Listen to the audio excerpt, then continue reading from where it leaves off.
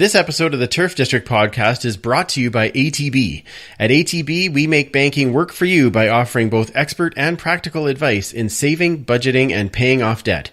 And though your financial situation and the economy may change over time, you can be confident that your money is safe and secure with ATB. We have a history of doing what's right for our clients, especially when times are tough, because ATB was built to help Albertans. For more information, visit atb.com. That's atb.com. Enjoy the show. Hey, fellas, we ain't gonna ever back down from nobody. I don't care who it is. This is a brotherhood. And if we stand strong together, we can't be denied. If one of us goes down, we have another, and another, and another that's ready to fight. So let's hit this field and bang them, bang them, bang them. Somebody light me up.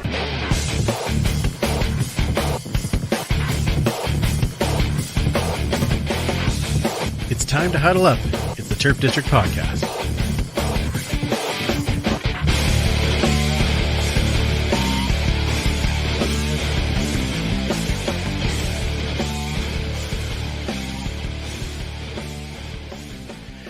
Welcome back to the Turf District, where we huddle up and talk all things Edmonton Elks and the CFL. And we were a proud member of the Alberta Podcast Network, locally grown, community supported. And of course, we are a member of the Canadian Football Podcast Network as well. I'm Andrew, and welcome to Turf District 2.0, our first recording from the brand new space. So it might be a tad echoey because I don't have all of my lovely pictures up yet to make sure that it kind of helps with the muffling sound. But hey, we're in the new space and we're recording once again, and we're talking actual football, which is very exciting. It's our season preview show, and of course we have our amazing guests joining us. But first, let's see who is also joining us virtually. Of course, it is the one and only Superfan Mike. Lovely. Jazz horns? Jazz horns. Yep, fantastic. Jantlers. Jantlers. That's yeah, why not? Boy, you've been thinking up new ones every week. I know. TM. I am enjoying this. I loved jazz horns, but Jantlers might actually be better. Exactly. I'll put out a poll after this, and we'll see who thinks what's the winner. What do we regularly call these? Dolph can have his jorts, I can have my Jantlers. There's something inappropriate there. I'm just going to leave it alone. Okay, perfect. Who else is here? Oh, joining us from places that are not her own, but one's still joining because she wants to talk to us about football. It's the one and only Commissioner Kayla. How are you, Commissioner? A wanderer. How are you? Well, so that's like every week. That doesn't really change. Who knows where I'll be next? That's what makes it fun. Arts unknown. Absolutely. So it's been kind of a fun weekend. I know that I got to hang out with the Strulés and the Spruels and kind of say hello. And Mike, you've got Supermom in town. So how was the long weekend for you all? It's been great. Like you said, had a time to visit with Supermom, so that's been great. It's been over a year now, so kind of nice to get those real hugs instead of doing the face-to-face chat over the phones. But yeah, it's been a great time visiting family, and had to go out to do a little shoe shopping with Jedi, but I'm sure they both managed. All right. Excellent. And Commissioner, you're just going to the mountains out of the blue. That's what you're doing. Why not? Yeah, that's good to try these things. Well, projects on a long weekend, and then you take a few days off to actually do the holidays, because I don't do long weekends usually. It's much too busy, especially August and July long weekends. Like, I don't like leaving my house. But yeah, it was actually quite busy coming to the south. So you just take the secondary highways. I hate Highway 2 with like a passion. It's getting crazier every single time I go on it. So I'm like, 2A will take like 40 extra minutes. I don't care. I'm not stressed out. Well, you know what our guests would say about that. You know how you calm yourself when you're driving on Highway 2? You listen to Billy Joel. And I'm sure that he's going to tell us all about that in mere moments, guys. It has been 21 months 651 days since we have had football at Commonwealth, and it is about to happen this Saturday, and there's no better way to celebrate that than doing our annual season preview with our good friends Dave and Morley. Now, hang on a second. This is odd. Why did that not all of a sudden? Let's do this. There they are. Yay! The magic of technology. Hey. The magic of pressing the right button. Hey, guys. Hey, how you doing? Doing awesome. I mean, even better now that we're talking to you guys. We're doing a season preview. We didn't get to do that last year, so having you guys here is a really good sign for me. I don't know about you guys, but it really makes me feel happy. Oh, it's awesome. I remember when we did the show last year, Morley and I. It was, I think, in May, and there was so much uncertainty. And I remember, Andrew, you asking me, what's your prediction on a season? I went, oh, God, who knows? And it didn't happen, but it's just nice to be here. We know by Saturday, it's, as Morley would say, it's time to what?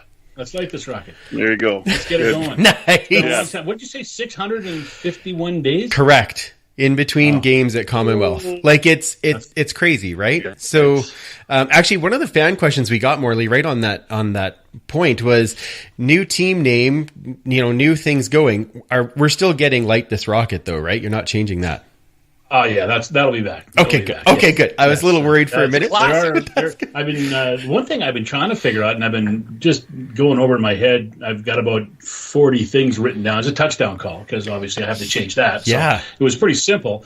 So we'll see. Well, I don't know what's going to come out of my mouth when they score the first touchdown. We'll find out. We'll find out on Saturday. Hopefully, real early and often.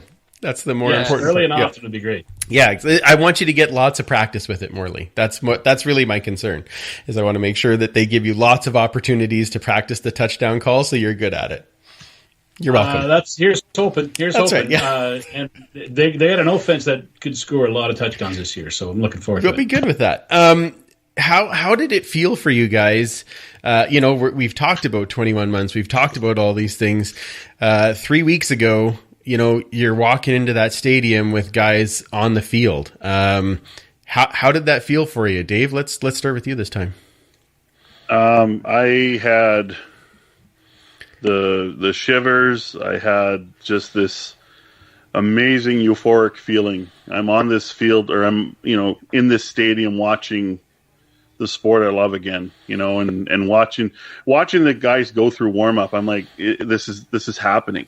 Because we've talked about this for so long, and and to finally see it happen in front of you, it was amazing. And it's funny because we're entering the stadium from a different location. So we used to enter it more like on the south end. Mm-hmm. Now we're entering it from the north end. It's a view I haven't really seen very much, in my time doing the games. And it just looked gorgeous with the team on the field, with the field house in the background with the double E logo. It just looked gorgeous. And I'm like, I got to snap a couple pictures here. Yeah. And it was just fantastic. You just crave this day, the first time you're walking back into the stadium for a football related thing. And when it happened, it was unbelievable. It was just pure joy. Oh, that's fantastic. And I agree with you. I couldn't believe how that first walking in moment, you're just like, wow, I knew I missed it, but you really missed it when you walk in. Morley, what was it like for you? Yeah, same. It was pretty emotional. It was kind of neat to walk in, and it's a longer walk from where we go in now from where we park. So we kind of walk along the stadium in front of it, and then go in. And the whole time you're walking in, like, you don't know what you're going to see, right? You don't know what you're expecting. And as Dave said, it's a new angle for us. So, and I was okay. And then when I walked in, I saw guys in the field, and I thought, geez, I haven't seen that in a long time. That's pretty cool. And that's kind of like what I liked about it. And then we got to the room. We didn't watch training camp from our booth like we normally are, because that was tier 1, and like the players, they take naps up in the press box and they have meetings and stuff. And Brock Sunderland and his staff watch from up there. So it was tier 1. So we can't go in there till this coming week. And so we walked around to the other side, and I kind of I kind of came back to me when I was unpacking my briefcase, because I hadn't taken my binoculars out of my briefcase in about 651 days apparently, and so it was just kind of neat to get all the tools of my trade out and start to do stuff with it. It was neat, and then doing, like I just got the habit when I was doing hockey. I got the habit. As soon as you start watching practice, you write down lines, right? And I got in the habit of football. As soon as I start watching, I write down, everybody's position and where they are in the field, and I just started doing that right away. And it was like riding a bike. It was pretty cool. Oh, that's fantastic. Not that I'm surprised at all. I knew it would be very good for you guys just to get back in there, but it's an emotional thing, and I think a lot of people are going to have that on Saturday when they're in the stadium. I think for sure, because people couldn't come in to watch practices, right? Yeah. And so it's almost like baseball, where it's spring training and you don't get to see anything until they come for their home opener, right? And I think Saturday's going to be pretty emotional for a lot of people. I know I've seen on social media a lot of people just starting to really get jacked up and really get excited about it, because it's, Dave and I've been watching it for 3 weeks now, but for everybody else, when they get to the stadium, it's going to be something brand new for them, because it's, you can't remember the last time you're in there, really. Really? Was it a Saskatchewan game? Was it? I believe so. Yes. Yeah. Mid-October. Yep. And they lost. In right? 19. Yeah, they lost. Yeah. Well, time to revamp all of that. We need to get on the winning side, and we need to get guys playing. That's the part. Didn't mean to drudge up some bad memories there. Yeah. Well, way to go, Morley. Jeez, bring you on the show and you talk about all this negative. No, I'm kidding. But let's talk about camp. You guys were our eyes on the field. Like you said, fans weren't able to go in. So, before we get into like the specifics of cuts and kind of who's left and all that, compared to other camps that you guys have seen, how did you think this camp went, and how did you think about how it was run?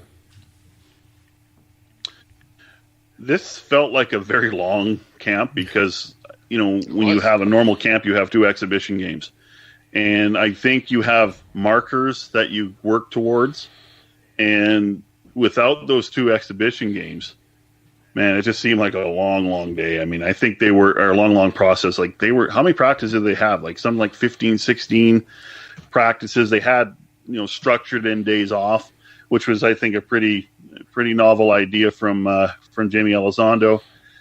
It just felt like it was extremely long. But you know what I noticed too? And we know in camp, in a normal setting, and it kind of showed up here too. By day 3-4, they're getting tired. They're getting worn out. They're mentally and physically drained. They can't stand each other. And honestly, we saw scuffles. Wasn't very many, but I never saw so many smiles after a training camp session from the guys. They were just so happy to be there. So you could just tell that they did not take this for granted. They were happy to be back, and you got to give them credit. They were extremely professional, because it's hard to go that length of time to play against yourself, and that and not have a different colored shirt to go smash. It's hard. But I was impressed with the professionalism of the group. Yeah, the thing that I noticed on day one is everybody was happy to be there, obviously, but the tempo was pretty quick, and I know that day came just a couple of days after everyone in Saskatchewan ripped their Achilles. Yeah. And I think even Jamie Elizondo said the next day, he said, I had to slow them down on day 2 because they were just going too hard and too fast. And everybody was just excited to be back. And I think when was the last time a veteran was looking forward to training camp, right? And wishing they could play in preseason games, which didn't exist this year, and they never want to play in previous years, right? Or they only want to get a couple of series in and then sit down. So yeah, it was everyone was appreciative to be there, happy to be back, and looking forward to whatever lies ahead this year. And now you guys said, like, obviously the no preseason, but then they did have a scrimmage, and I'm curious 2 things about that. One was there guys in the scrimmage that you were like, wow, he jumped out in the scrimmage, but didn't in regular practice parts? And then the second part of that question is, what do you think it's going to be like when they actually are hitting guys? Because I'm assuming in the scrimmage they were, it was not full out tackling. Morley. Yeah, it was a little tame physical wise for sure, for obvious reasons. But the guys that I really remember noticing in the scrimmage was receiver Ernest Edwards, who caught a touchdown and a couple other passes, and the running backs. All three of the running backs had big runs and looked like they were ready and really played well. And they had 3 interceptions. So, and like I asked Jamie Elizondo afterwards, I said, "Is that how does that make you feel? Because you got 3 interceptions, but you gave up 3 interceptions, right?" And he obviously gave the line which he's used a lot about switching hats. And when he goes in the defensive room, he'll praise him and be happy. When he goes in the offensive room, he's got to say, "We can't let this keep happening. We got to be better." So, but the defensive backfield, the running backs, and Ernest Edwards and Trevor Harris, the first series, I believe he went 1 for 4, and the second series he went 4 for 4. And after, I don't know if there was rust or what the case was, there might have been a couple of balls that should have been caught that weren't in the first series, but he was just precision-like in the second series, just ripping off receptions, one after another, and looked really good. And he didn't play much after that because I think they'd seen enough and let the other quarterbacks come in. But those are what I remember. Those are the things I remember most about the scrimmage, which was kind of a mini scrimmage. It wasn't really a full out scrimmage. They did have refs and they were making calls and stuff like that. There's too many penalties. That's one thing that happened as well. But it was good to watch. That's for sure. It was fun to watch because we hadn't seen anything like it for a long time. Anybody for you, Dave?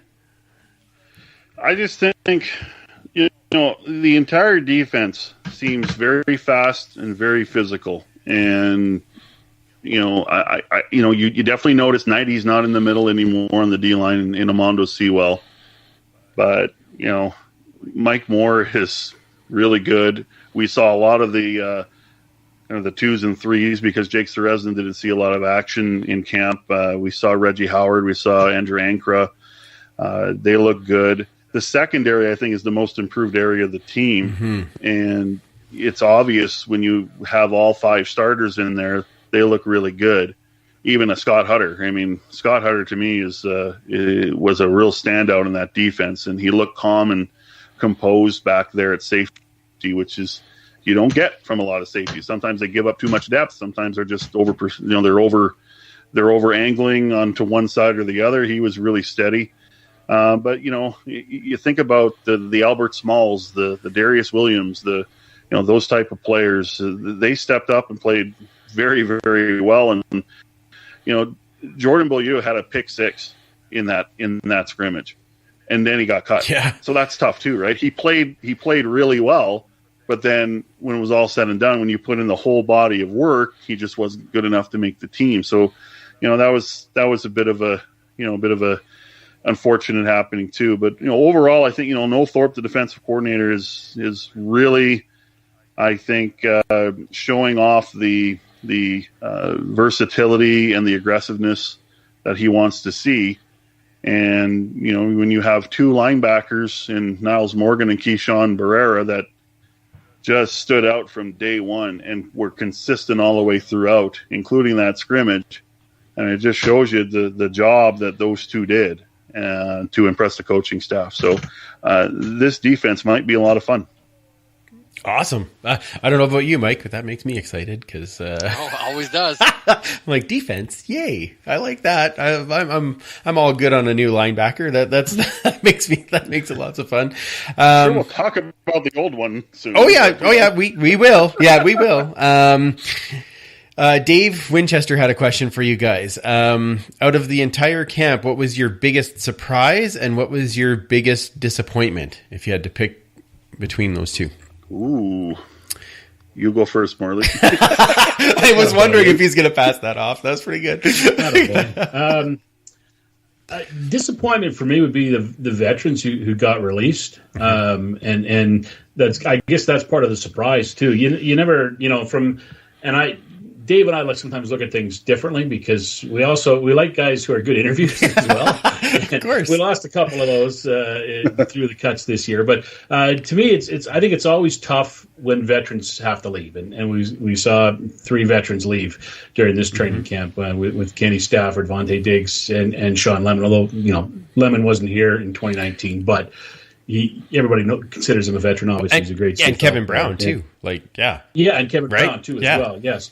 So again, I mean, with those two, especially the linebackers being released, that tells you how good those two linebackers are. And I think it's really a big step by the coaching staff to release proven players, guys with experience, for guys who don't even get to play a preseason game, to show you how they are when the lights go on. And to me, they not only just won the job, they really won the job, because they were able to convince the coaching staff and the team to move with them ahead of veterans who the staff knows all about, who there's a resume of and there's video of, and you can talk to anybody about Vontae Diggs and Sean Lemon and Kevin Brown, and they'll tell you, how good they have been and how good they could be. But those guys must have impressed so much that the coaching staff felt pretty confident in going with Morgan and Vieira over any other linebacker. So that kind of, to me, is the disappointment and the surprise, is how well those linebackers played coming in. The disappointment is losing guys, but the surprise is those guys look pretty good, and I think they'll be pretty exciting to watch.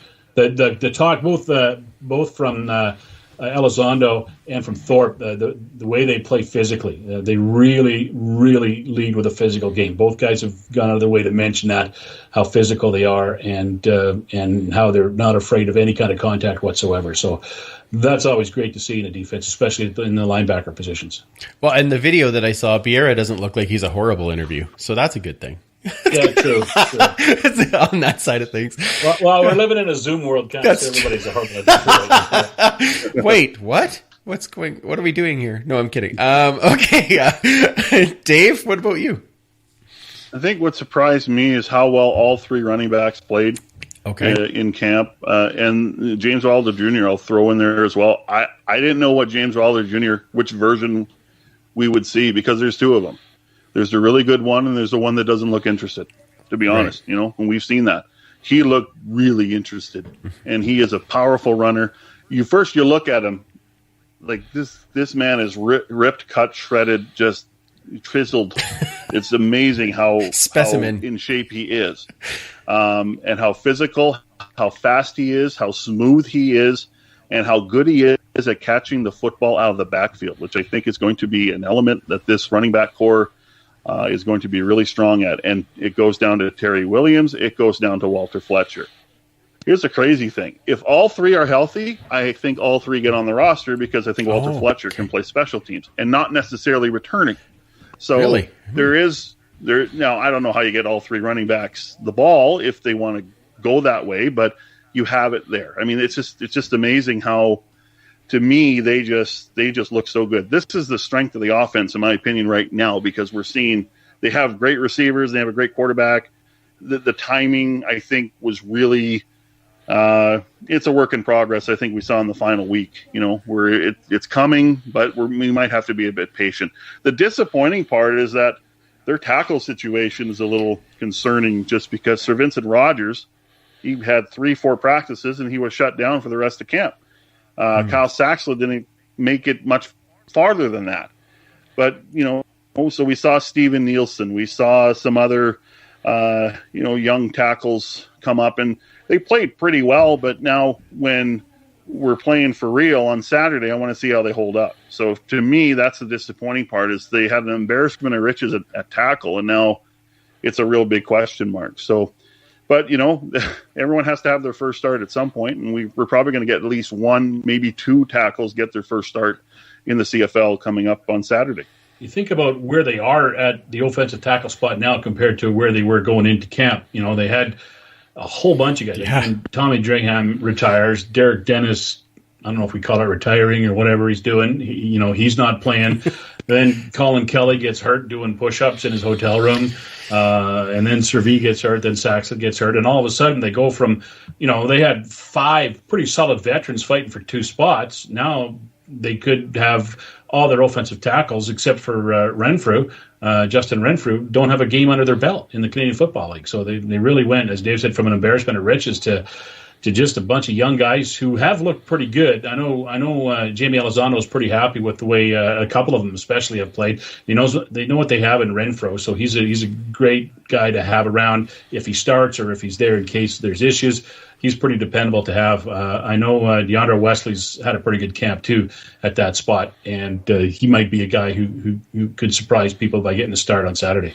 Wow. Okay. Yeah, that is news because I know we've been trying to piece everything together, right? And it's that's if Sir Vincent and Saxon, of course, can't play, and we'll probably find out more about them tomorrow when the team goes back to work. Right. And I think the speaking of that, and Mike, I know that you're going to be excited about this too. So the new injury reports that have now been coming out. Exciting. Oh my goodness! Like yeah, I agree. And it lessens my chances of getting yelled at by someone from the higher ups of the football team. I love it. So I love it. Good. I really, really like the way they do that. So yeah, the Elks should be putting out their first one tomorrow, I would assume. Yep. Yeah. So and it'll be tomorrow. Yeah, we'll get an Elks RedBlacks injury report. Yeah, helps for betting, right? Oh, yeah, sure. It's because of the betting that's coming in, the single game betting moving forward. So, if the CFL's been notorious for hiding guys, right? And for not letting anyone know if they're hurt, and you don't see a guy, and how many times? Well, Mike O'Shea's said for 3 weeks that his running back is going to be fine, right? And Andrew Harris still hasn't practiced, right? But DNP. Oh yeah, he'll be okay. He'll be okay. He'll probably play. Yep. So and coaches love to hide injuries, and right. Why not? Because it helps them, right? They feel it helps them, so they're trying to hide injuries. But for the greater good, they have to disclose a little bit more now than they have in years past. Yeah, not a bad thing at all. So, okay, I'm going to go through a couple of the notable cuts. Mike and Kayla, jump in if there's a name that you were like, hey, that one kind of made something or was important to me. I put Kinsey on there because I liked him over those first 2 days, but if the tiredness dropped in on day 3 and then he wasn't there very long, I guess Fletcher took that next step, which I had also said he looked like he was really good. Shakir Ryan, Kwabena Asare, they've been signed with Calgary and then was released right away.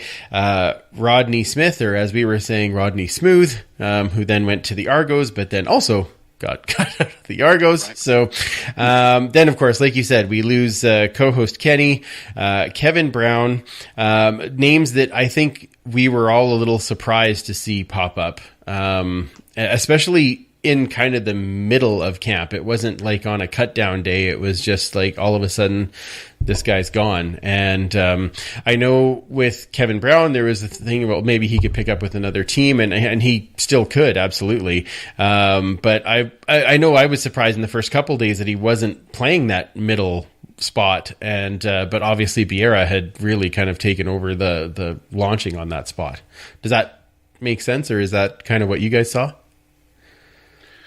I think right from camp, Kevin Brown wasn't even with the starters. He was in a backup role, which maybe surprises you a bit. Yeah, because they thought he could maybe play could play the middle linebacker spot.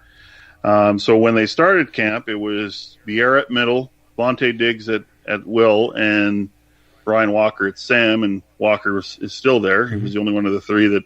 Well, he, he's the veteran among the three, mm-hmm.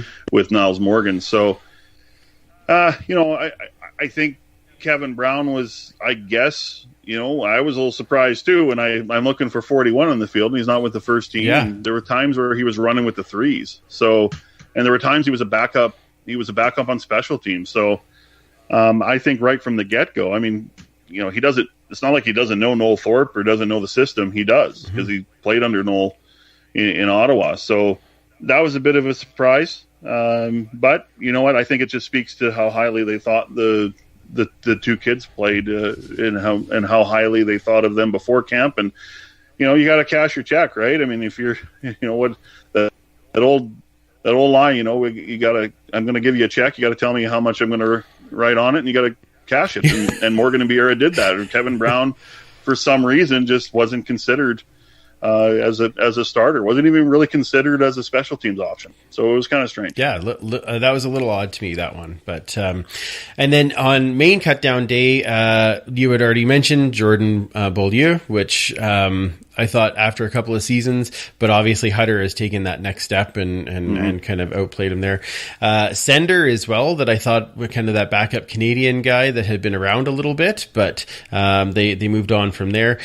You were already talking about the offensive tackles. Thaddeus Coleman was a bit of a surprise for me just as a veteran, being that they had lost so many offensive tackles. Yeah, for sure. And he didn't get much of a chance because he had to quarantine for a week, right? And then he only got to play for a week before he got released. So he didn't, but I think by the time they had to make a decision on him, they knew what they had in the younger guys. And obviously this tells me too, with him leaving, that Servy's not that bad.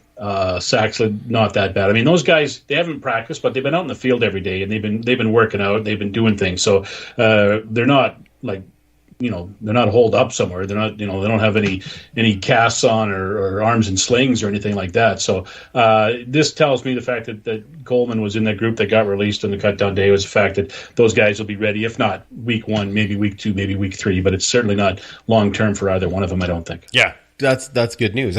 We'll take that out of there. Then, of course, the big one that you were talking about, Dave, Vontae Diggs, who then later signs in Toronto. But as you said, those two younger guys had kind of stepped up and taken on those spots.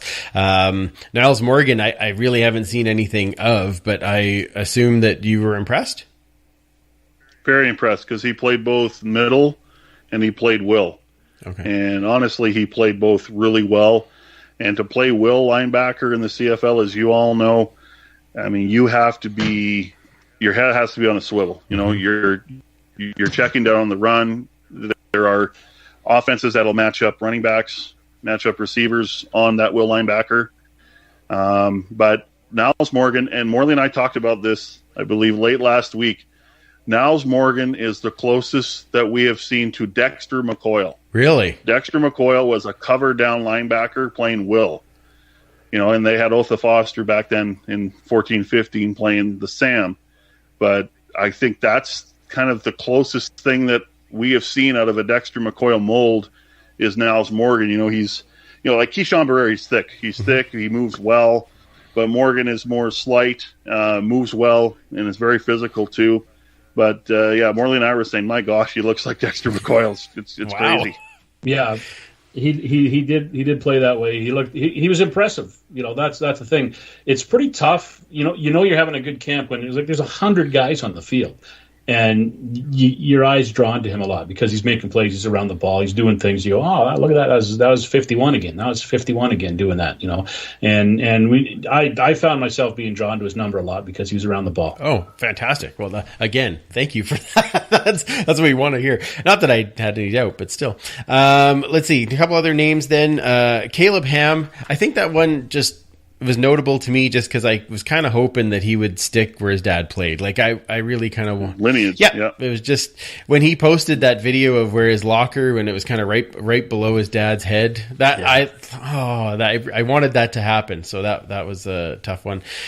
Sean Lemon, which from all accounts sounds like Matthew Betts has made another step, and it started to push guys off. Christian Rector too. Okay, had a really good camp, especially when they moved him to he started inside, they moved him to the outside later in camp, and he really impressed the coaching staff. I know that. So that's when you heard them talking about the other younger American defensive ends. That's the guy they're talking about in Christian Rector, because they felt he got better as camp went along every day. Oh, Mike likes that because we all know what we do with the name Rector, right? I don't know what you're talking exactly. about. I'm also gonna go away with we did lose some great names that could have stuck for great jokes long term. I mean, Justin Cates, come on, like we just had to have that guy on. He should have been on the PR just for his name. Like, come on, and Nick Pickett, because I mean, who doesn't want a DB with the name Pickett? Come on. Be amazing. So, a couple guys onto the PR that I want to talk about. Diego Villamontes, super fan.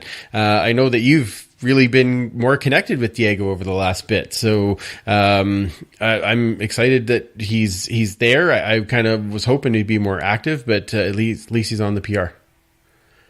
Yeah, I mean, obviously not having gone to camp, I didn't get a chance to see him, but in the videos I saw, it looked like he was playing quite well. We have 5 globals still on the roster, 3 on the PR because of the new practice roster rules. You can have 10 players on there and then 3 globals on top of that, but we have 2 globals on the active roster right now, so that's interesting to me. One of them offensive linemen, right, Nielsen?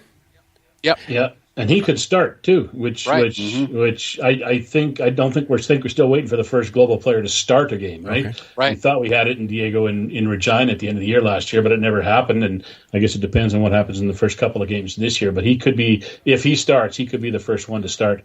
Oh, that'd be kind of wild. Okay, and who's the other global that we still have on the team? Thibaut Davé. Oh, right. Yes, right. Defensive line. Yes, that's right. And that's the other interior lineman that played really well. Beside Mike Moore, he got a couple of days with the first team defense on the D line, and he was noticeable as well. So, in a year or I guess a year and a half or so of it's hard to scout. All you have is film. You can't be there in person. It's hard to talk to people one-on-one. Brock Sunderland and his team did a great job of bringing some good young talent in, and the globals. The global draft was significant for me because I think the talent pool was better. I think the scouting was better. And you look at all 4 picks by the Elks and a lot of picks by a lot of teams. They're playing Division I NCAA, which shows you anyone who says this is a joke, well, scour the rosters if you have time. And it takes a while because there's 128 Division I NCAA schools, but look how many international talent is on the rosters. It's starting to really take hold.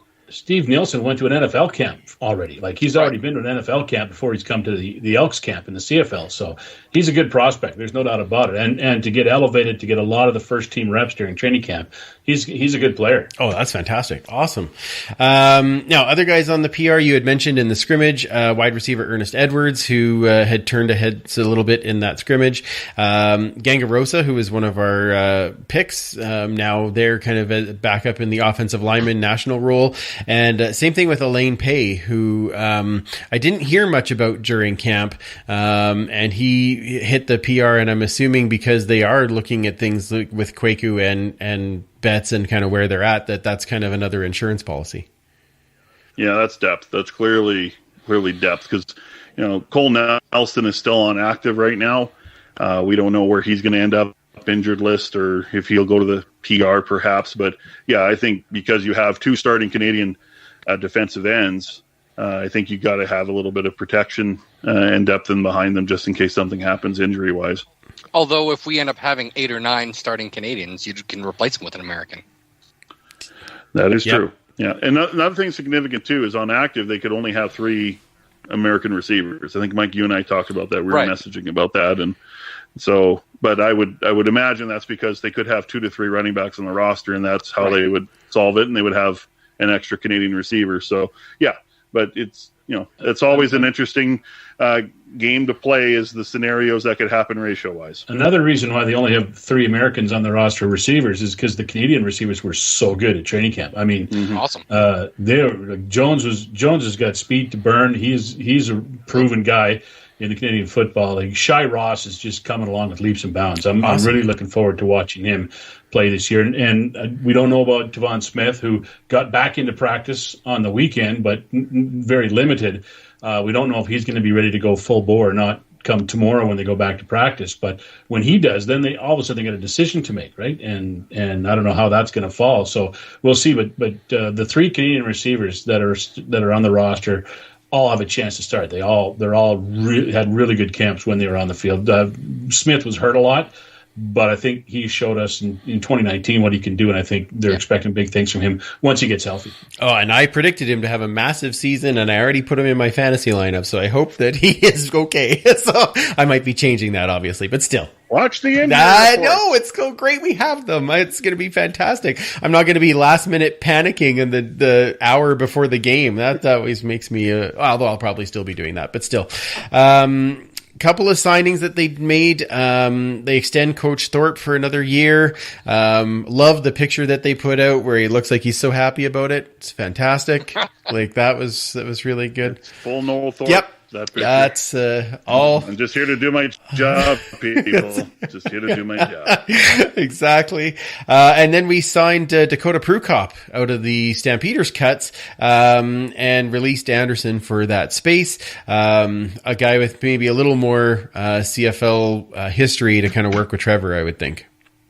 Yeah, 41 games in the league, so he's got experience. He hasn't played a lot in those 41 games, but he knows the drill. He knows how it works. He knows how a film room works, how a quarterback room works. He knows players. He knows defenses. So yeah. Then behind Trevor, they don't have a lot of depth, right? Yeah. As far as experience goes, they like what they have, but they don't have a lot of experience there. So I think it's a pretty important signing in the just in case department. Now, and everything I've heard about Dakota Prukop, he is a high class individual, and he's going to be like what Logan Kilgore was to Trevor Harris in 2019, just someone that can come in, like Morley said, and see what Trevor sees, or if he sees something that Trevor doesn't, can be that kind of extra eyes.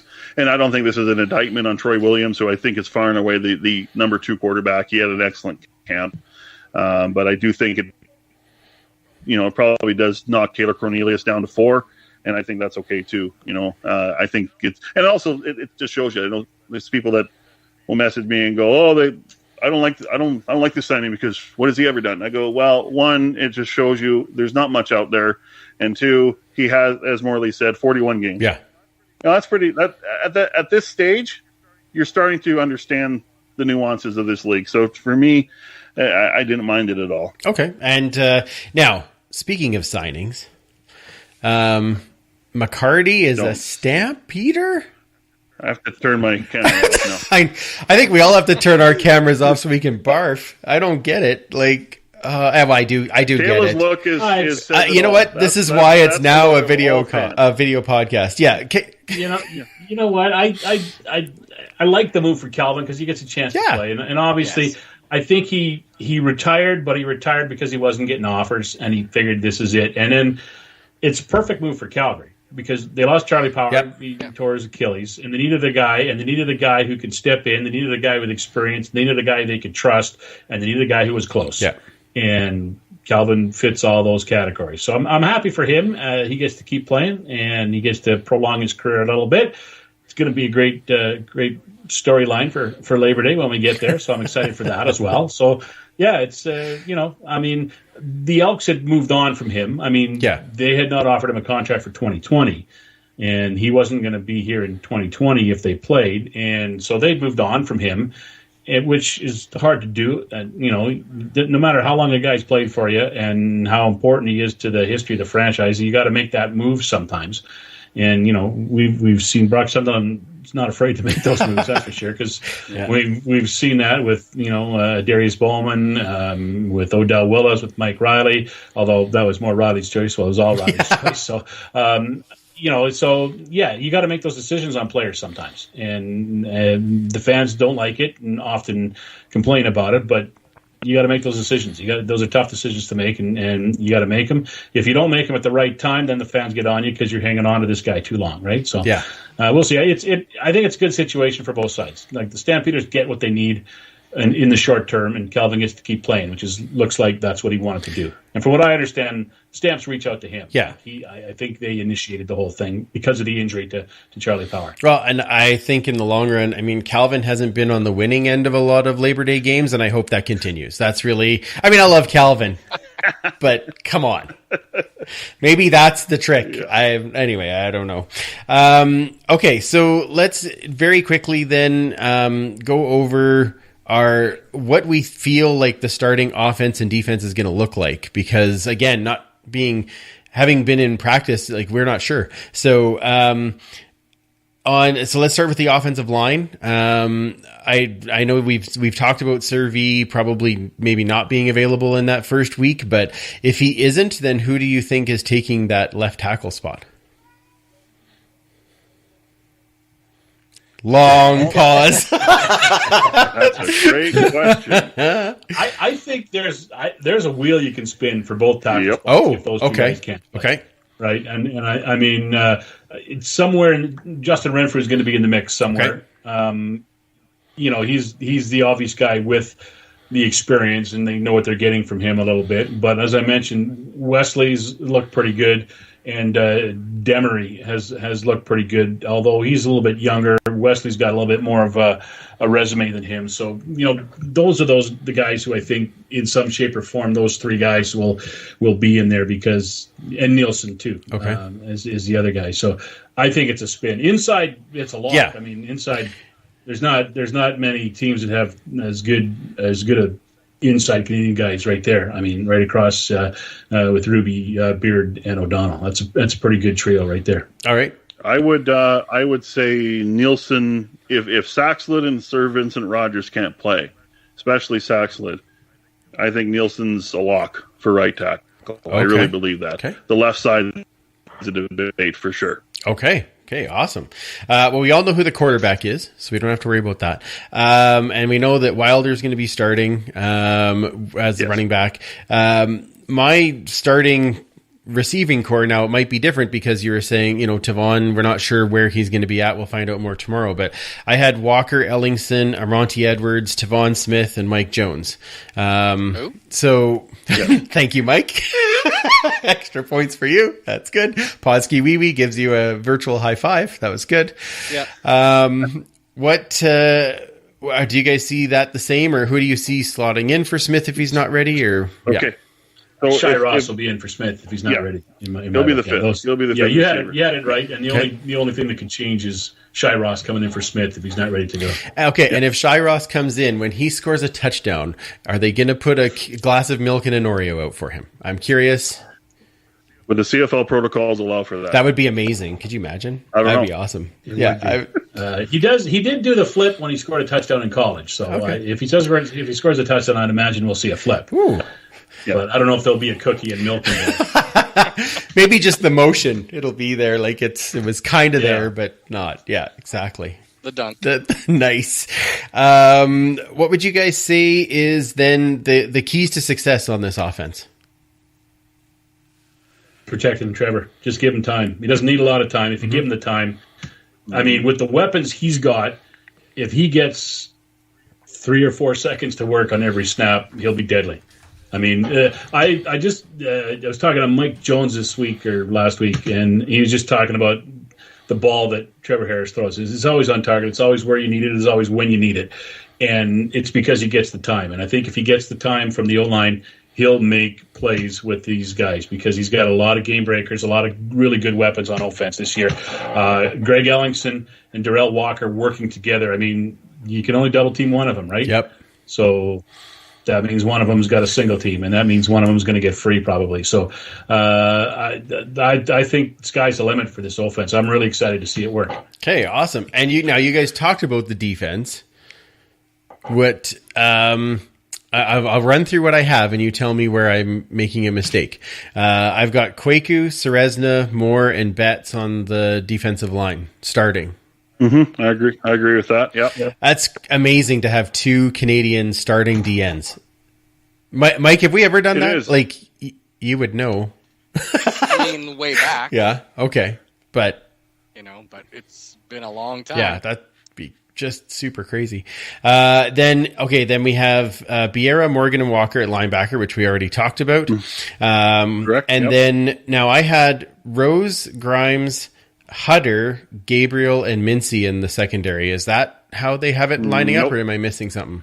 Tremaine? One name you have to change out is Gabriel. It'll be Tremaine Washington at the boundary half. Hutter, if Gabriel can't go, I would imagine he will be the starting safety. If Gabriel can, then that's a debate. Okay. I mean, I think Hutter played so well over 3 weeks. That maybe you reward him and give him that game. Hutter really, I think, Dave, he really took advantage of the situation he got. I mean, there was a couple of injuries in front of him. Jordan Hoover and Gabriel got hurt, and Hutter got a chance to play, and he wowed everybody. I mean, he earned that job, and I think it's pretty tough to take it away from him right now without giving him a chance to start a game. Wow. Okay, that's fantastic. So would we say then on this, I know, Dave, you're already saying the defense looks amazing, but would you say other than the question marks as far as rookies playing in linebacker positions, is that really the most questionable part of this defense then? Well, I would think so because, you look at the quarterback they're going to face in week 1. It's Matt Nichols, who's a veteran. Mm-hmm. You have Paul Lapalisse, who's a veteran play caller, in addition to being the head coach. Then the next week, you got Kahari Jones coming to town, and you have the Montreal Alouettes led by Vernon Adams, 2 dynamic offensive minds, and Vernon Adams is a great player. So it'll be a test, right? Because we'll see how Barrera can handle the checks. Mm-hmm. Because when you're a middle linebacker, you're the one getting the call from Noel Thorpe. You have to relay it. You have to understand what you're seeing. You have to line everyone up. And that's the same thing with Scott Hutter. He's got to do the same thing back there because he's the last line of defense as a safety. He sees everything. And for Niles Morgan, he's got to understand, where his depth is when he's dropping. He's got to understand, where the extra man is going as well. And, it's hard when you're on that outside linebacker spot because you're not just, a linebacker, you're a cover linebacker too. Yeah. Because you got what they call the nickel, which is the built-in defensive back at the Sam spot. That's Brian Walker. Then you have the dime, which is the outside linebacker at the will spot. So you basically have 7 you have 7 defensive backs in the field. Then you have your middle linebacker. But what Niles Morgan has to understand is when he's a true linebacker and when he's a cover linebacker. Okay. That's the biggest test for him.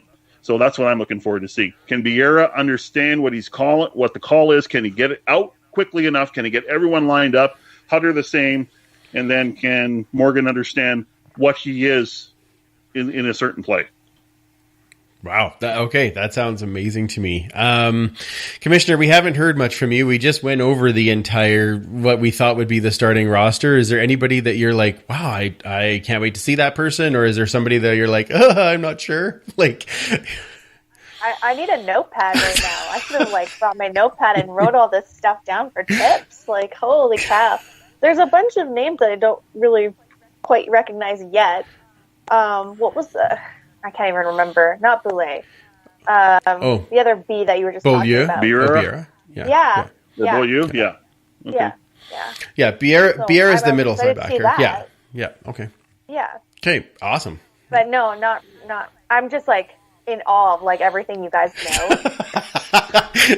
I know you know a lot, but I seriously should have brought my notepad and I'm just a fan. I just love the game. Next show, I expect you to be sitting in the corner, frantically writing everything down. This is what I learned from David Morley. Here we go. I got all of these notes. Yeah, it'd be great. We'll hire a stenographer. Yeah, I'll put it in my Palm Pilot. Oh God, that's horrible. Okay. What's a Palm Pilot? Yeah, come on, you all laughed. It was funny. Put it in my BlackBerry. What did you say, Mike? I said that's what they called Andrew in high school. Yeah, that's horrible. Title of the podcast. Okay, so let's go off, boys. Being that we couldn't see training camp, if you had one guy that was brand new to because we usually have a Jimmy Gaines Award winner, which is the guy, the newest, or the guy that's brand new to the team that we have never seen before that stood out the most during training camp. If you had one guy to pick, who would it be? Okay, I want to do my Paul. Nice. Reckner impression. Jimmy Gaines. Nice. Hello again. That's very nice. I forgot about that. Perfect timing. My pick would be, oh boy, there's so many. Can you have 3? Can you have 3? No, we have to pick one. That's the deal. Gold, silver, and bronze. Yeah. In honor of the Olympics right now. Well, Dave's thinking I'm saying James Wilder Jr. I just enjoyed watching him play so much, and I'm so excited to see him play. And he's a breath of fresh air. He seems like he's having a lot of fun. Guys around him are having fun. I love how he's engaging with the community on social media. He just seems to be a guy that people gravitate to a little bit. And he looked good in the scrimmage. He's looked good through the practices. So he's the guy I'm picking. Okay, Dave. Got one yet, Dave? You want me to pick another one? Wow. That was a really good pick. Like, I'm just, way to go, Morley. Way to go, partner. That's great. You're in mid-season form. You took the big pie out of the oven there, buddy. Nice. All right, right on. Can he get all the catchphrases in one thing? Okay. Yeah, neat, eh? Honestly, I got to say it is Niles Morgan. Okay. I mean, to rep at two spots and to knock off the reigning most outstanding rookie for your team. Mm-hmm. Here's the thing. Okay, I'm going to be like Brian Hall and go on a tangent quickly. I'll try and come back as quick as I can. Here's the thing when you're a starter in this league. If the backup is about here or maybe just a bit above you as a starter, you are in danger of getting cut because it is easier and it's also cost effective to pick the backup who is just as good or better than the starter. Wally Buono did it all the time and was labeled a jerk sometimes for doing it. But that's just the way it works. If you're as the backup just on the same level or just a bit higher than as the veteran, you are in danger of getting cut. And I think that's what happened with Vontae Diggs. That's what happened with Sean Lemon. That's what happened with Kevin Brown. But I got to give it to Niles Morgan. He repped at middle linebacker and at will linebacker, and he won a job. Fantastic. That is awesome. Now, we did have some fan questions that I'll just get to quickly here.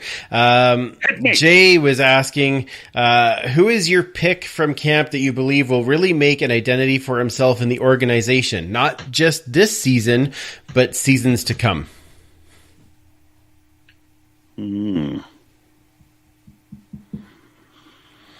It's kind of like the last question, honestly, because that's kind of what we give. So I can see that's a hard one too, because you just don't know the arc of a certain player, right?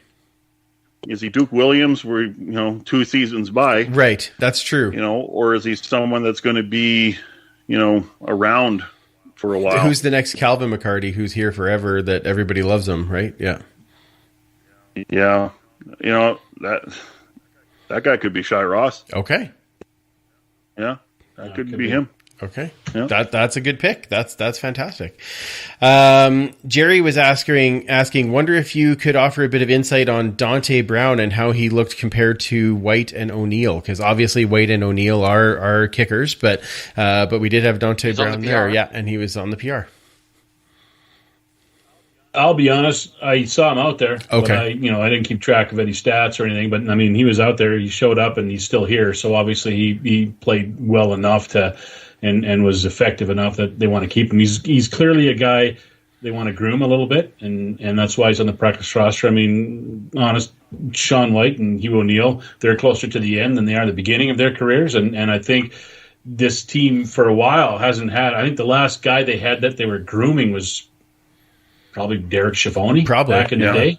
And I think that's what they want to do with this guy and have somebody ready to step in for one or maybe both of them at some point. And I know he was doing punts and he was doing field goals as well throughout training camp. So we'll see. But he's still here. So obviously he had an effective camp and he got accomplished what he needed to get accomplished.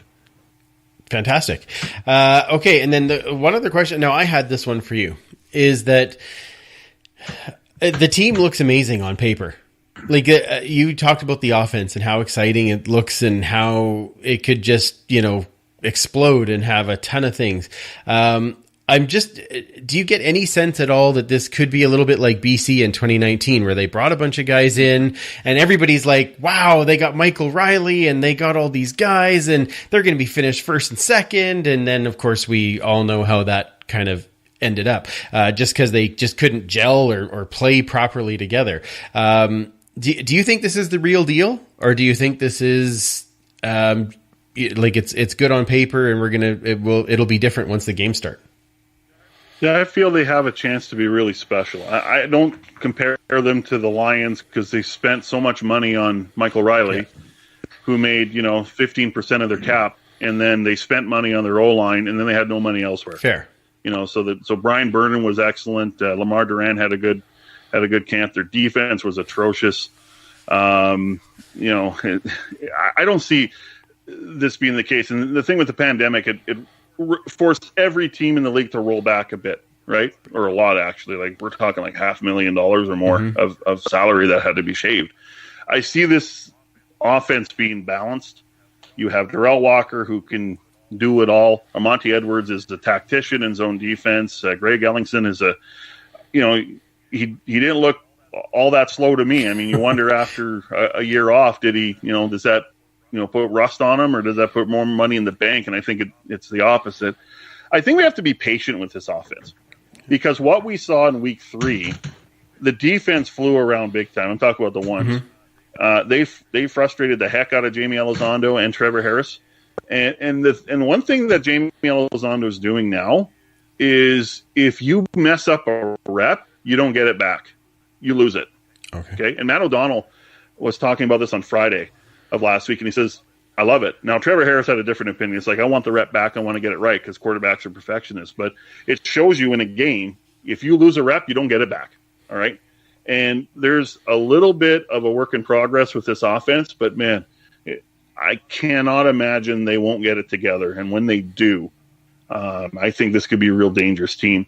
And I think what helps out of the gate here is their ability to run the football well. They can run the football really, really well, and they did it against a pretty stout D-line all through camp. Ooh, fantastic. Do you feel the same way? Two things on that. BC in 2019, they spent a lot of money on the O-line, but it wasn't very good. Right. And Michael Riley was sacked 1,000 times.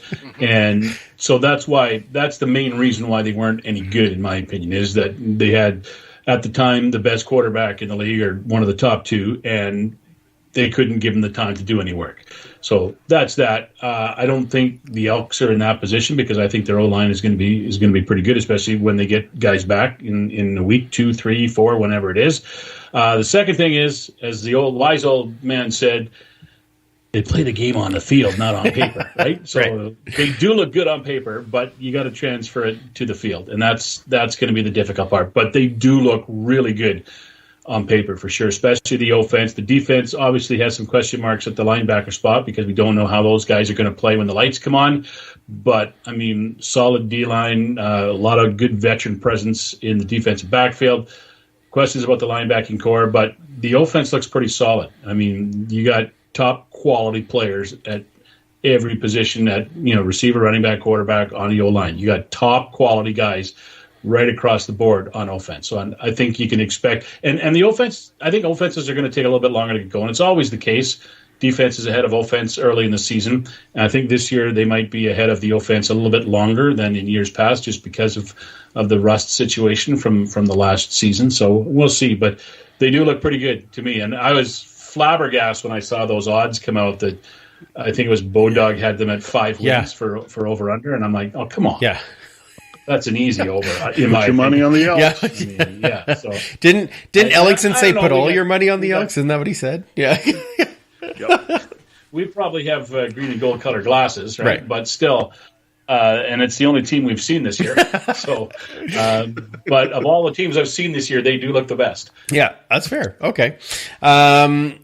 I want to take just a brief break from some of the news parts, because I know, Mike, you had some Horde stuff that you wanted to talk to us about, but I was just about to take a drink, and that's what kind of reminded me we need to do Horde stuff, because Superfan, this was my housewarming gift, which this is friggin' awesome.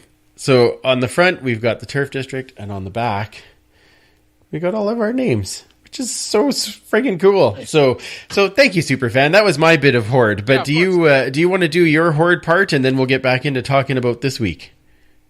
Oh, I just got a few new things in this week. Just a few really, little things. Yeah. Absolutely thrilled. A lot of people know I collect the team photos. I've got team photos going back to actually the 19th century. But for the latest incarnation from 49 on, I have everyone from 1950. There wasn't one in 49 to present except 2, and that was 63 and 69. And I got the 1969 one. So, oh man, that is amazing. Yeah, wasn't a great team. It was a fantastic year. Yeah. 52 years think ago. I think there somebody was born that year. I believe that I know well. Oh. Yes. I mean, it's Man on the Moon, Woodstock, and me. I mean, what more do you need? That's it. And it was 69. Okay, carry on. Exactly. Yeah. So, I got that. So that means I only need 1963 for all my team photos. It's telling me, actually, that Bryan Adams had it all right all the way along, that it really was. Exactly. That was the best summer. Yes, okay. That's right. And then I got this as well. So I don't know if you can sort of make that out. Just barely. It's a early 60s team lighter. Oh, wow. You're right. I was never going to guess that. Hopefully it folks. I need that for the rocket. For sure. They actually had they had two different ones. They had a white one and this gold one. And they're incredibly hard to find. And I got them both from the same guy, so I was pretty thrilled with that day. So, oh man, that is nice new additions. That is so awesome. That was I was very happy that you had new ones to show, and that was exciting. Yeah, exactly. Let's bring us all back in here to a couple of quick news items before we talk about this week. Jonathan Rose getting the inaugural Joey Moss Award for resilience. Yeah. Love that it's a belt. I thought that was so awesome. Really, really cool to see that. And a great new tradition to start. And from everything I'm hearing, Jonathan Rose, not only happy to get it, but a deserving winner. Yeah, I loved what he said. Like what he said when he got it, because he, as he said, I'd never met Joey, but everything I've heard about him sounds like a tremendous person to be around, and he was right. So yeah, he handled it very well. The belt looks pretty cool, that's for sure. I like the look of it. Joey would be very pleased with that, I think. Yes, which is awesome. And then the other thing was the new restrictions at Commonwealth. So the clear bags, they're suggested masking. They're asking to stay off the concourse as much as possible. The only thing I want to repeat again, just in case they're listening, is food delivery to your seat. That would be amazing. And all of us would buy in for just that. Anyway, anybody have, I know Kayla, any thoughts on those? Anything that jumped out that was like, oh my God, or was like, oh, that's a great idea? I'm totally fine with the bag during summer because you don't want to carry much anyway. But in the winter, I'm sorry, I need my blanket. I need my extra gloves. I need a backpack. I can't just bring a little baggie. No. I families. Sorry? People with little kids is going to be the same thing. Yeah, you need more than just their little. How big was it?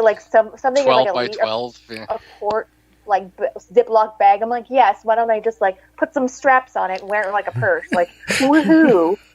So I mean, I totally get it. Yeah. But it's also really frustrating because now I have to go purchase something else or bring in a Ziploc bag and for a lady, sometimes you need to hide some personal items. So that's a little bit of a... Like a flask? Just saying. Let's see how the season's going before we say that for sure. Yeah, there's iced tea in it. What are you talking about? Yeah, exactly. It's Long Island, but it's still iced tea. I don't know it's wonderful. Yeah. Just hoping they reconsider it when it gets cooler out and my families and stuff. I mean, I said, I get where they're coming from, but in the grand scheme of things, it doesn't make a lot of sense, especially when it starts to cool down. And I mean, people go, well, you could just carry it. Well, yeah, you can, but when you have kids, you only have so many hands.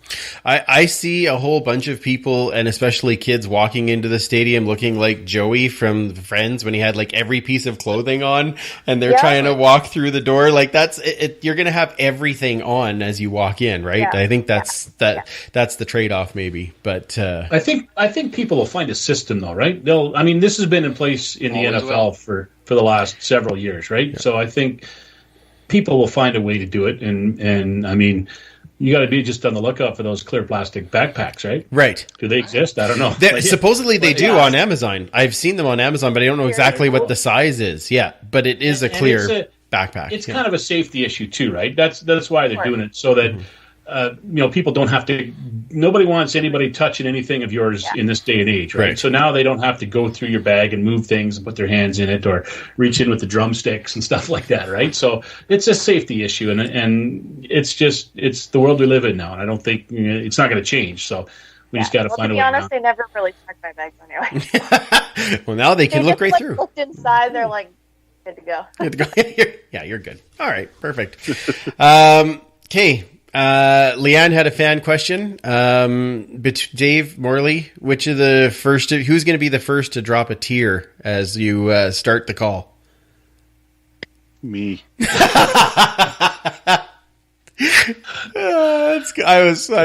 Both of you are going to say me, but Dave will be crying and I'll be telling him to suck it up. Oh, I can't wait to listen to the call. Yeah. I'll have I'll be listening to that feed just to see how that goes. That'll be fantastic. Superfan, I don't know. I think it'll be a tie between you and I because we probably won't take much, right? Yeah. So once the team runs out of that onto the stadium. Oh, okay, yeah. Actually, you'll probably beat me then. So that's Better be some Kleenex in those clear plastic bags. Yeah, exactly. Lots of it. I wonder what it will feel like. And I got a feeling. I remember the 2015 West Final, how magical and euphoric, and how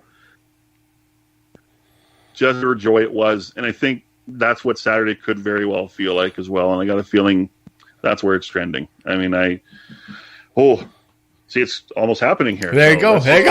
Okay, so Dave wins that one, Leanne. That's perfect. Yeah, okay, that's excellent. So, yes, we have real football this week. We take on Ottawa. Keys to the game. Superfan, let's start with you, and we'll go around the room. What are the keys to the game to get this win over Ottawa? Well, we got a less mobile quarterback in Matt Nichols, but we have a really crafty head coach and offensive coordinator. So I think it's going to be the middle of the field. That's going to be an area I think they'll probably try to attack with a couple of rookies there.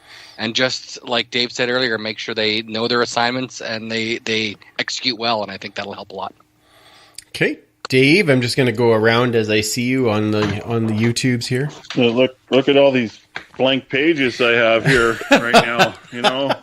I don't know. I have no idea. Oh, that might be the first time that having the actually a video podcast was awesome as a guest, because it's always good for Kayla, but that's great. Yeah. Damn it, I have to clean that up. No. Yeah, I got anyway. And my kids are in bed. I can't make them do it. Okay. I think honestly, on offense, it's just it's back to the same old story. I mean, when you haven't been together as a unit for a while, it can be a little ugly at the start. So I think be patient. I think the most important thing is don't turn the ball over. Manage the penalty situation well, like the pre-snap penalties, the penalties after the whistle. Just let's kind of manage all that. And I think we're just going to have to be a bit patient with this offense. But if they can just kind of weather the storm of their rust and just, play efficiently enough in the first half, especially that, they don't make too many mistakes, I think, by the time they get to that second half, we could see some really good things. Awesome. Morley?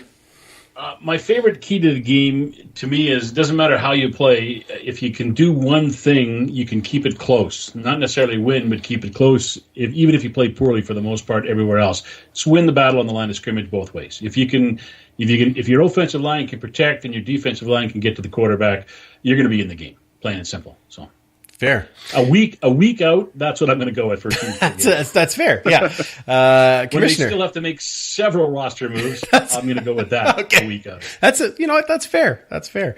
It's hard again, like Dave's. I mean, we haven't seen anything for 651 days, so who the heck knows? Here's the thing too. When you're preparing for the RedBlacks, you basically have to look at old Winnipeg Blue Bomber film and old Edmonton film, right, for defense. Yeah. You can't look at Ottawa from 2019. It's not all that relevant anymore. That's fair. Now, is it fair to say, though, because of the the number of retirements, the way that their roster has kind of come together as it is at this moment in Ottawa, it might be kind of nice that we get them first, because I don't know how organized they're going to be as well. Like, I think their defense will be good. What you wish for. I'm not. I think their defense will be good. I'm just not sure on the offensive side how good they'll be too. So I think that gives us a little bit of an advantage where we're not. Like, I'm glad we're not having Montreal week 1. I can tell you that, because that's a different offense that have had more guys together for longer. So, so I think there's a little bit of a benefit in there. So, Commissioner, I said your name and then I cut you off. So sorry. What would you say? Keys to the game? Like me, shake off that rust. Yeah. Do you think they should all bring notepads? I got one. Excellent. Perfect. I fished one out. Okay, good. Yeah, Okay, good. I feel better now. Like, kind of like going off of what Dave said is, I think just building shaking off that rust, being patient, and really building that confidence, more so focusing on your end of the side, not so much, again, what Morley said with the W, but focus on what you're doing as a team, try to be cohesive, come together as a unit, shake off that rust, and, have those high expectations and just try to meet them, but also doing it together as a team and building that trust between, the offense and the defense and special teams and the coaches. Like, everywhere, you got to shake off the rust and you just got to build that confidence and play together as a team. And whether that happens in the first, second, third, fourth quarter of the whole game, just make sure it happens somewhere in that game, hopefully, progressively and not, going the other way. But yeah, that would be just play the game and play together and see what you got. Fantastic. All right. Well, I'll let you all have a moment to prep for your PickEms, because we haven't done PickEms in forever. And I'm so excited to do PickEms for a week, even though we don't know anything what's going to happen. It's like the greatest fun PickEm to make. While you guys get prepared for that, I will do this. This episode is also brought to you by Park Power, your friendly local utilities provider in Alberta. They offer internet, electricity, and natural gas with low rates, awesome service, and profit sharing with local charities. Park Power is owned by Chris Kozowski, who has a growing and well-deserved reputation for being a guy who cares. If you're in the Edmonton area, you may have seen him around town in his signature bow tie, supporting local causes and boosting local businesses. He walks that talk with his business. It's why Park Power shares its profits with local charities. As a new customer, you can choose a community partner to receive 10% of the proceeds from your electricity bill, like the CKUA radio network. Visit parkpower.ca/CKUA to find out more. All right, so let's get back and we get to do some PickEms. Oh, exciting. So exciting. So first game, Thursday night, Grey Cup rematch, Hamilton versus Winnipeg. It's in Winnipeg. We will start, I'm going to go the opposite way this time. So Commissioner, I get to start with you. Who do you got in that game? I'm so pumped to say this again. Okay. Missouri. I'm going Hamilton. Okay. Perfect. Awesome. Morley, who you got? Hamilton. Okay. Any specific reason? Other than Holy Mazzoli? No. Andrew Harris isn't playing. For one thing, Darvin Adams might not be playing. And I think that Jeremiah Mazzoli is pretty ready to go. And he'll be looking to cement the decision that was made to start him. And I just think Hamilton will be a pretty good team this year. Awesome. Dave, who you got? I'm going with the continuity, and that's with the Hamilton Tiger Cats. All right. Superfan Mike? Yeah, no Harris, no win this week, so I'm going Hamilton. Perfect. I went Hamilton as well, so a sweep right across the board there. All right. Next one, BC versus Saskatchewan. This one in the land of the rectangle. Morley, who do you got?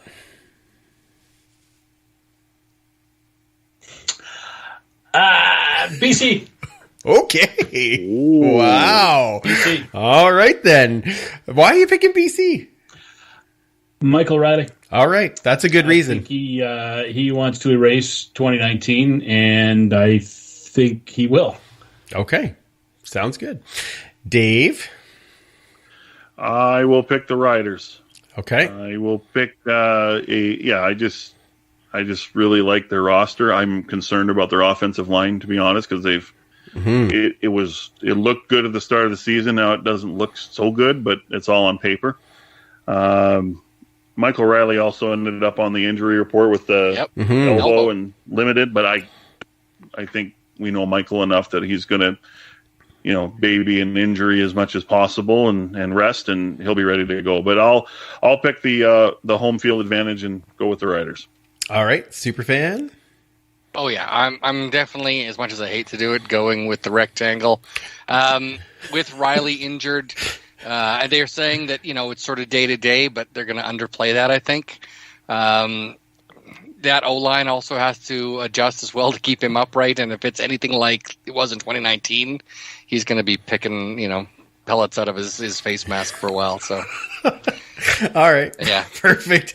I'm also picking the Riders solely because it's at home and the energy of that crowd is going to be nuts. Yeah. And they are saying it's sold out. How many people are actually at the game, I guess we will see, but I think that there is some energy there for that home team. Commissioner? Oh yeah, the Pills is winning. Oh, okay.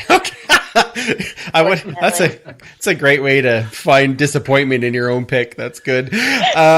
Toronto versus Calgary. This one happening down in Cowtown. Dave, you get the first pick on this one. Toronto's a very interesting team. Absolutely. I think they got a lot of veteran talent. Oh man, Calgary. You just look at them and you go, yeah, they're missing some punch, I feel like, but it's Calgary.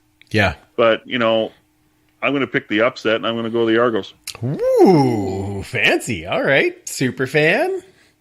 I'm going to go with Calgary. I'm not entirely sold on Dinwiddie yet. I mean, he hasn't really shown anything as a head coach. It's his first time.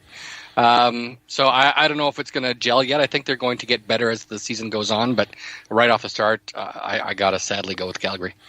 Yeah, I think it's going to be interesting because there's so many Calgary guys on that Toronto team that are going to want to prove a point that I almost picked Toronto, but I think it's going to be like that last minute field goal or something, and I'm going to give it to Calgary just to at home starting out. That's kind of my only reasoning for it.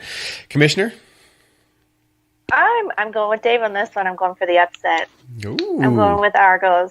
And mainly right. because I always picked Calgary last time to win, and I feel like I should just do the opposite this year. Throw a wrench in the mix. I'll probably be wrong, but I'm going for the Argos. Commissioner opposite. It's going to be awesome from picking this year. Might as well try it. Yeah. Might as well try it. I mean, they're not playing us, so whatever. That's right. Who the heck knows? Morley, who you got in that one? I got to start picking some home teams, I think, so I'm going to go with Calgary on this one. They're Calgary, right? So, yeah. And Toronto's still Toronto. I'm not sold. You can take all those players and make all that amount of changes and have success out of the gate. They may be successful later, but I think it's going to be tough to mold that team moving in the early weeks anyway. This could be the worst game of the week too. Like this could be the old NFL 9-6 game. Like this could be a dog's breakfast. It really could. I just have that feeling. The best part is though, could be the worst game of the week.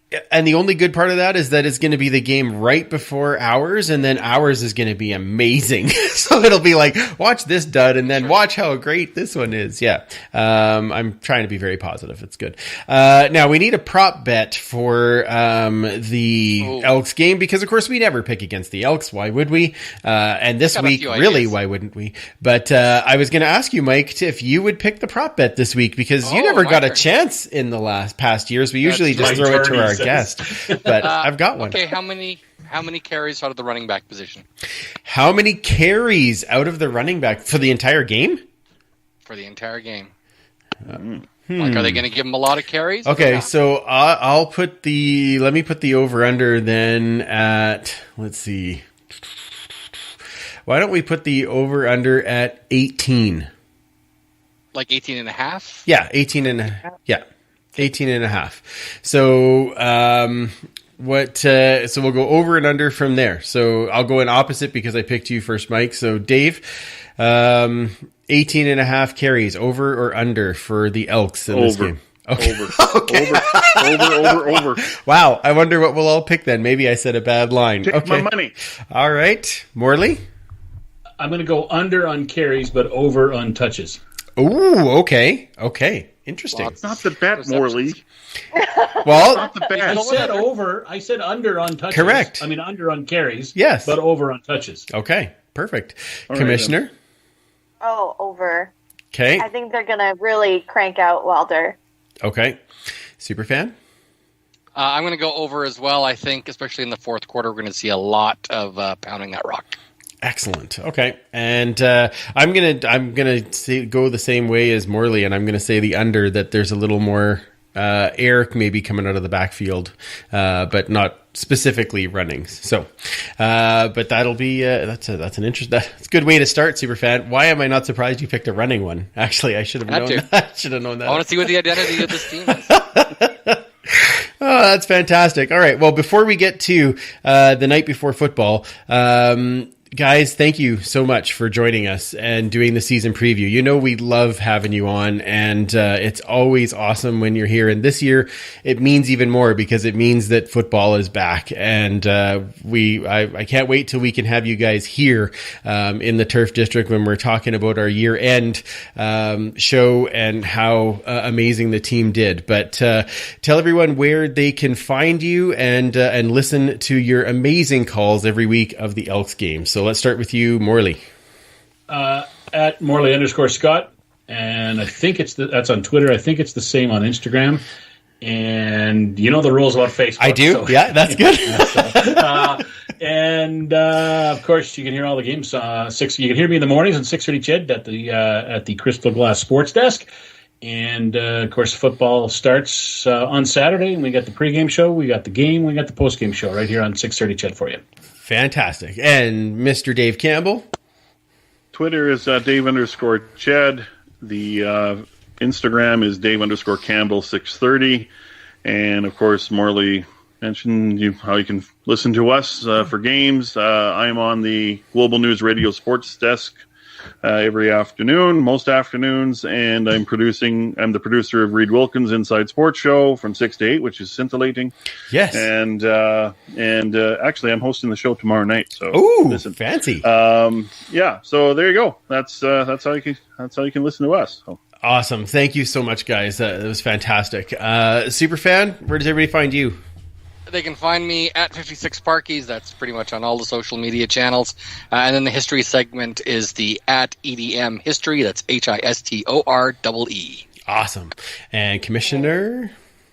You can find me on Twitter at Duchess Lombardi. And we have actually found you there a little more recently, which is nice. It's nice to see you there. I've tried. Oh my gosh, that compliment? Yes. I cried. Oh. I cried. That was awesome. The Prairie Mary Poppins. I can't even. That was so sweet. Like, I can't. We'll stop now because, yeah, that was very sweet. But yes, you can try to find me a little more often. That's awesome. Of course, pay it forward with football. Follow them as well as they gear up for the season. I know they're giving away tickets to every game, so that's exciting. Lots of great shows coming out, of course, on the CFPN these days. You can find that at cfpodnetwork.ca and check out all the great shows on the Alberta Podcast Network at albertapodcastnetwork.com. And of course, you can join the huddle with us at the Turf District on Twitter, Facebook, Instagram. Join in all of the chats. We know we've had some great chats here tonight on YouTube. Oh, I forgot to ask, Mike, did we have other questions that we were supposed to do through YouTube? Yeah, we've got quite a few. Oh, good Lord. We've had a lot of people watching. So okay. Do you guys have a couple of moments that we can go through a couple more questions?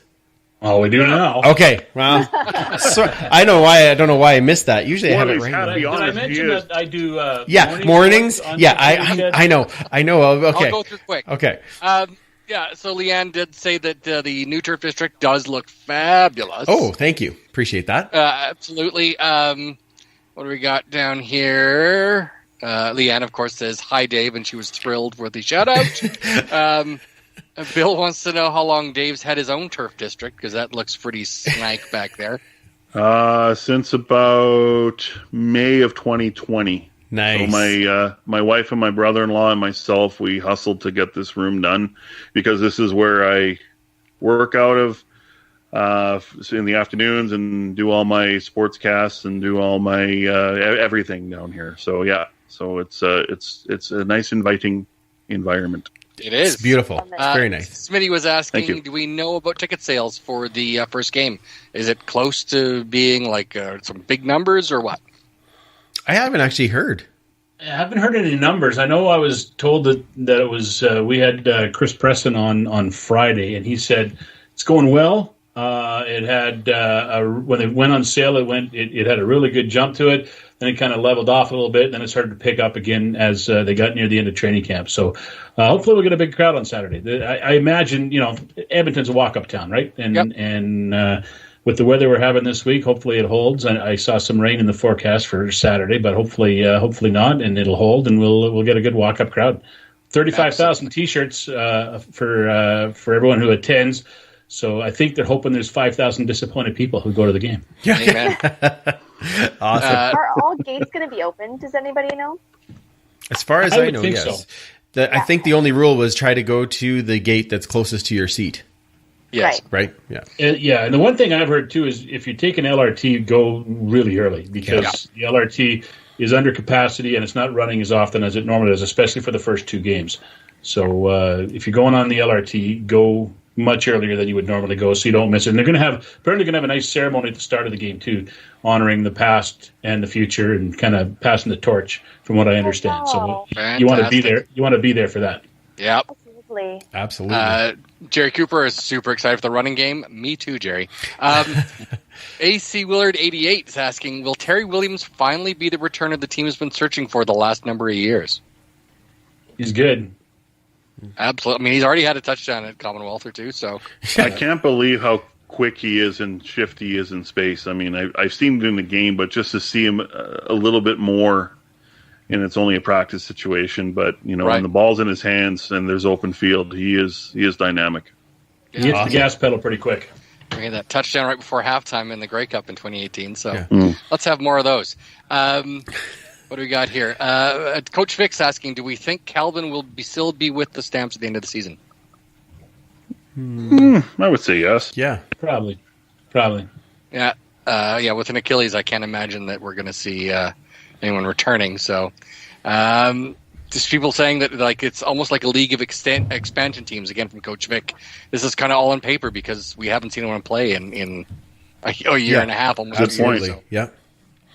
Let's see. Dave Winchester is talking about with the new rules coming in. He says, another thing to consider, he's legally blind, so he has to use his cane and carry his jacket and blanket, so it's going to be a real pain for some other people. I mean, whether any sort of disability as well, right? Whether you have mobility issues or anything else, it's going to be pretty tough. But I think that everyone's just trying to do the best they can. And like Morley and Dave were saying, it's just so that people can see through that bag without having to paw through it. So maybe they'll start making exceptions. People can bring multiple bags or something. I don't know. We'll have to see.